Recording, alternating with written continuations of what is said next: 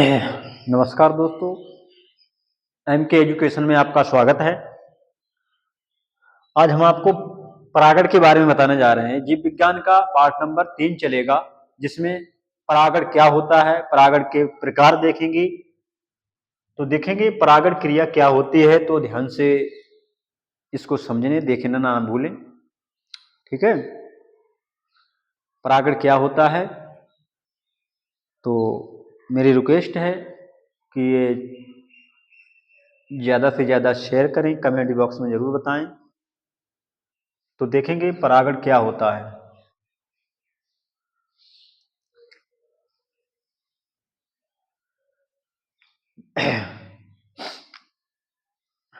परागण, पराग कोश से मुक्त पराग कण, पराग कोश से मुक्त पराग कण विभिन्न विधियों द्वारा पुष्प के जायांग के वर्तिकाग्र पर पहुंचने की क्रिया को परागण कहते हैं।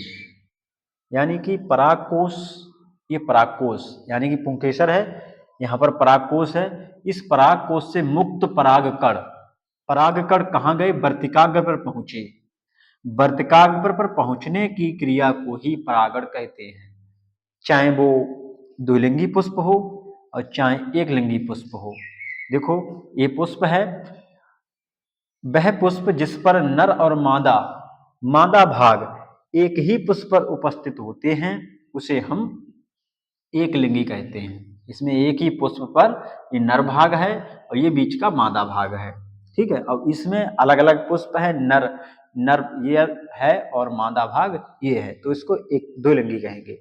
ठीक है, यानी परागकोश से मुक्त परागकण विभिन्न विधियों द्वारा पुष्प के जायांग के वर्तिकाग्र पर पहुंचने की क्रिया को परागण कहते हैं।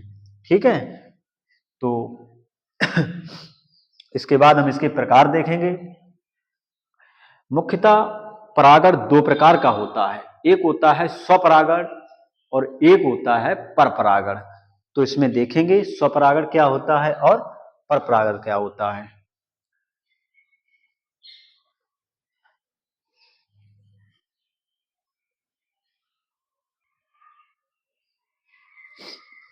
हाँ, तो देखेंगे अब हम अगला टॉपिक हमारा है स्वपरागण के प्रकार। स्वपरागण, स्वपरागण के प्रकार। ठीक, सॉरी, स्वपरागण के प्रकार नहीं, पहले हम परागण के प्रकार करेंगे। ठीक है, पहले हम करेंगे परागण के प्रकार। परागण के प्रकार, ठीक, तो मुख्यतः ये दो प्रकार का होता है।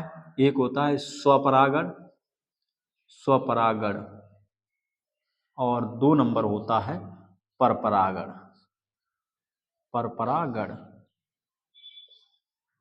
स्वपरागण और परपरागण।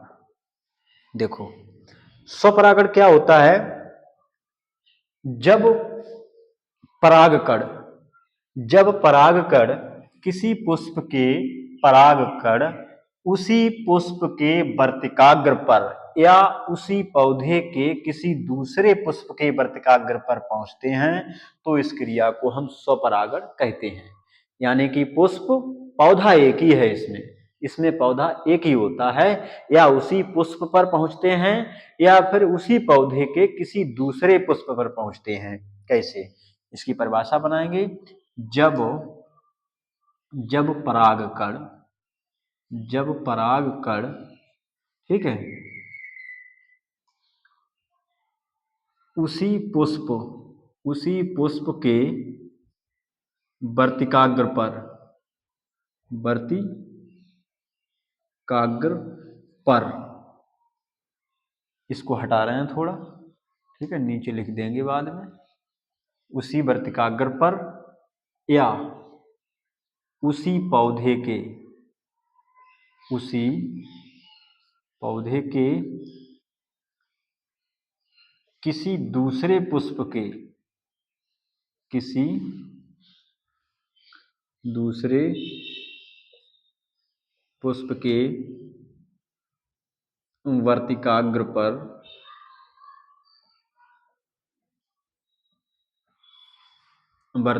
पर पहुंचने की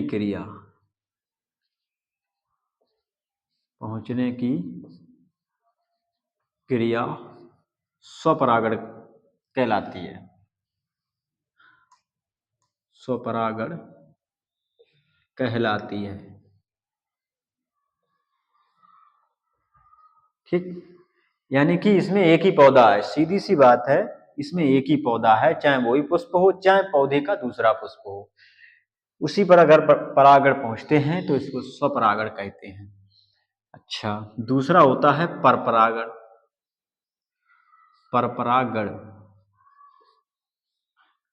परपरागण में क्या होगा भाई, जब परागण किसी दूसरे पौधे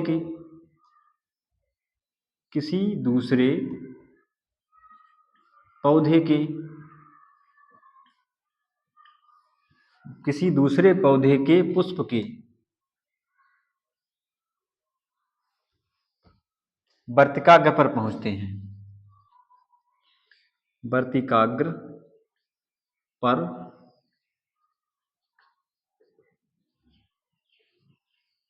पहुंचते हैं तो उसे क्या कहते हैं, परपरागण कहते हैं। तो परपरागण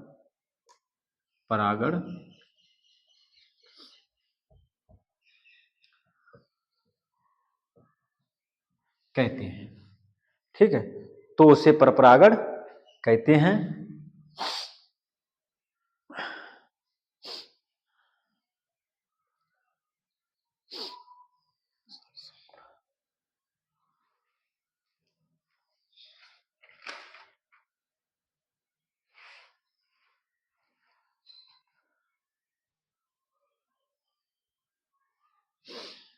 ठीक है, अगर हम स्वपरागण की बात करें तो इसके एग्जाम्पल देख लो, जैसे सरसों होता है, सरसों में भी स्वपरागण होता है। गुड़हल होता है, गुड़हल, ठीक, गुड़हल परपरागण एग्जाम्पल देख रहे हैं, पपीता ले लो। ठीक, ये जो है परपरागण के और स्वपरागण था। इसके आगे हमारा टॉपिक आएगा, आगे देखेंगे इसके।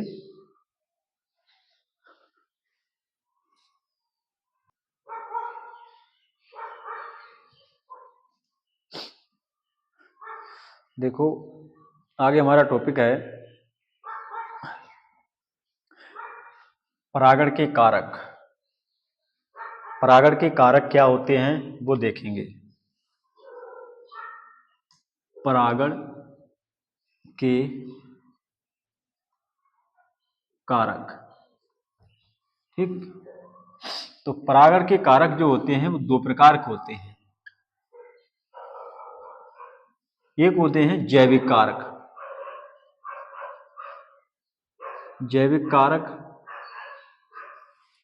और एक होते हैं अजैविक कारक।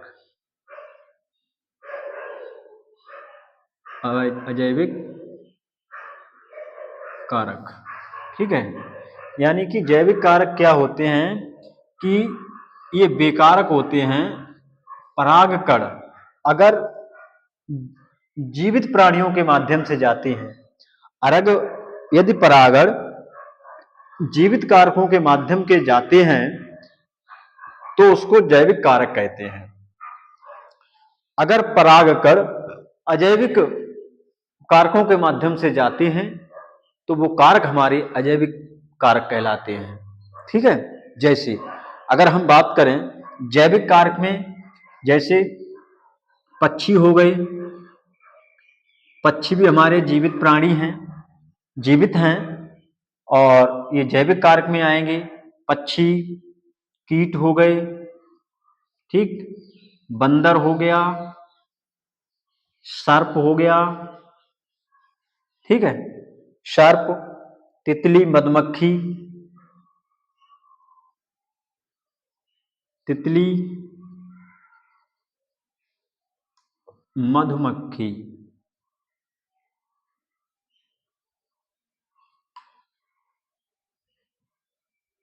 तितली मधुमक्खी, ये जैविक कारक में आ गए। यानी कि पक्षी के माध्यम से परागण हो रहा है, कीट के माध्यम से परागण हो रहा है, बंदर के माध्यम से सर्प, तितली, मधुमक्खी, यानी कि इनके द्वारा पराग कण जाते हैं, इनके द्वारा पराग कण जाते हैं। मान लीजिए कोई किसी पौधे में, पेड़ पौधे में बंदर कूद रहा है, तो बंदर के पैरों में कहीं ना कहीं वो परागकण लग जाते हैं, चिपक जाते हैं, और वो दूसरे पौधे पर जब वृक्ष पर जाता है तो वहां जो है परागकण वहां पर वर्तिकाग्र पर पहुंच जाते हैं। कीटों के माध्यम से, कीट होते हैं छोटे छोटे, इधर उधर भागते रहते हैं, कहीं इधर गए, कहीं उस टहनी पर गए। तितली भी मदरात घूमती फिरती रहती हैं, मधुमक्खियां भी जो है, सरप भी जो है, कभी देखे होंगे सरप, छोटी छोटी जो फुलवारियां होती हैं उनमें ऊपर से निकल जाते हैं, तो कहीं ना कहीं उनके त्वचा से परागकण चिपक जाते हैं और दूसरे पौधे पर जा पहुंचते हैं। तो पक्षी के माध्यम से ये हो गए हमारे जैविक कारक। ठीक है। और इसके बाद अजैविक कारक में अगर हम बात करें, अजैविक जिसमें जीवन नहीं है, तो अजैविक कारक अगर हम बात करें, जैसे वायु हो गया, वायु और जल, वायु और जल ये अजैविक कारक में आएंगे। वायु के द्वारा जो पराग कण जाते हैं, हवाएं चलती हैं तेजी से मई जून के महीने में, और आंधियां आती हैं, तो भी हमारे जो कहीं न कहीं पराग कण जो है उड़ करके दूसरी जगह पहुंच जाते हैं, और वहां पर पौधे पर जब गिरते हैं तो वहां पर परागण क्रिया हो जाती है। जैसे जल के माध्यम से कहीं बाढ़ आ गई, अधिक पानी, वर्षा पानी बहने लगा है, तो भी हमारे जो है परागकण जल के माध्यम से जाने लगे। तो ये हमारे जैविक कारक हो गए और ये अजैविक कारक हो गए। तो मुझे उम्मीद है कि ये समझ में आया होगा। तो इसके बाद हम आगे चलेंगे। आगे हमारा टॉपिक है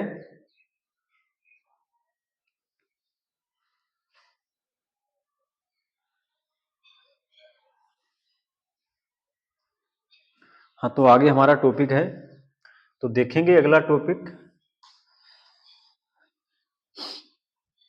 ये हमारे परपरागण के, यानी कि परपरागण के कारक हो गए। ठीक है। अब देखेंगे कि परपरागण के लाभ हैं। ठीक है।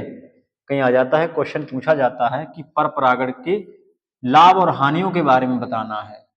तो हम देखेंगे परपरागण, परपरागण के लाभ। लाभ क्या है परपरागण के? जैसे स्वपरागण होता है, परपरागण, तो परपरागण के लाभ क्या हैं और हानियां क्या हैं? तो देखेंगे परपरागण के लाभ। परपरागण से उन्नत किस्मों के बीज उपलब्ध होते हैं। ठीक है। यानी कि परपरागण से, परपरागण से उन्नत किस्म के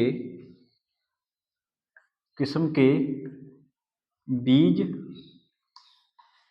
मिलते हैं, मिलते हैं। यानी कि अगर परपरागण करा रहे हैं तो हमें बीज जो होंगे वो अच्छे मिलेंगे, उन्नत किस्म के। ठीक है। दूसरा होंगे, जो हमें बीज मिलेंगे परपरागण के द्वारा जो बने बीज होते हैं वो स्वस्थ होते हैं। परपरागण, परपरागण के द्वारा बने बीज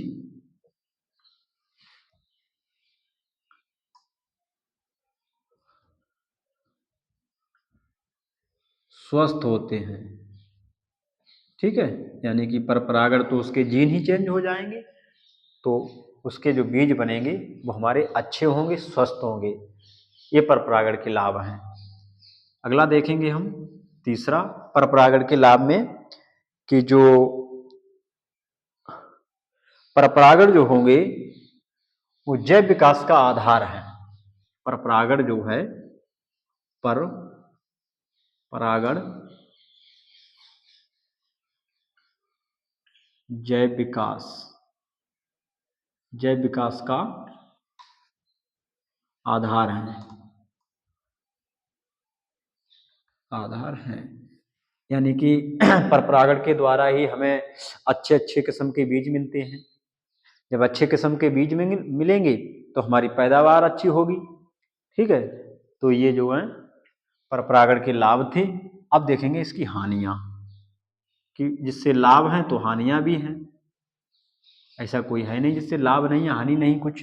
तो हानि ये होगी कि परपरागण अनिश्चित होता है। ये हानियां हो गई। परपरागण जो होता है, परपरागण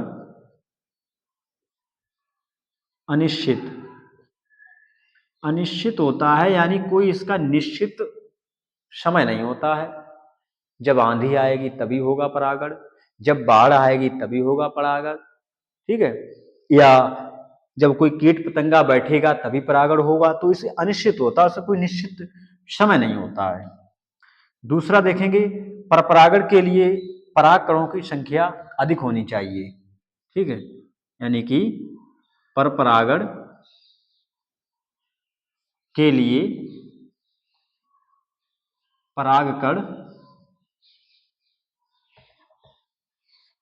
परागकण अधिक मात्रा में होने चाहिए, अधिक मात्रा में होने चाहिए। ठीक है, यानी कि परपरागण के लिए जो परागकण होंगे वो अधिक मात्रा में, क्योंकि आंधी में आएंगे जब अधिक मात्रा में होंगे तभी जो है कुछ परागकण पौधे तक पहुंच पाएंगे, बाकी कहीं जमीन में धूल में गिर गए या कहीं हवा में उड़ गए, इधर उधर कहीं झाड़ियों में फंस गए। ऐसे करके जब अधिक मात्रा में होंगे तो उनमें भाई परागकणों की अधिक मात्रा की जरूरत पड़ती है इसमें। तो यही है कि हानि हो गई। ठीक है, और तीसरा है, हम तीसरा देखेंगे कि अधिक इसमें गंध और मकरंद की भी जरूरत पड़ती है। जैसे पुष्प, हमारा कोई पुष्प है भाई जिसमें रंग नहीं है, तो इसमें परपरागण नहीं होगा, क्योंकि परपरागण के लिए पुष्प सुगंधित होना चाहिए, उसमें मकरंद होना चाहिए। मधुमक्खियां जब ही बैठेंगी जब उसमें मकरंद होगा, या फूल खूब चमकीला होगा। तो इसमें देखो मकरंद, सुगंध भी होनी चाहिए, सुगंध तथा मकरंद, सुगंध तथा मकरंद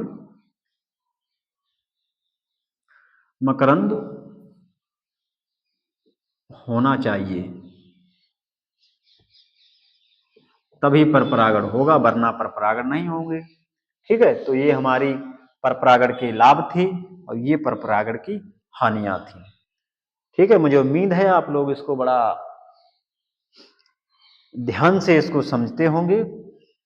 तो अगला हमारा टॉपिक देखेंगे आगे। ठीक है।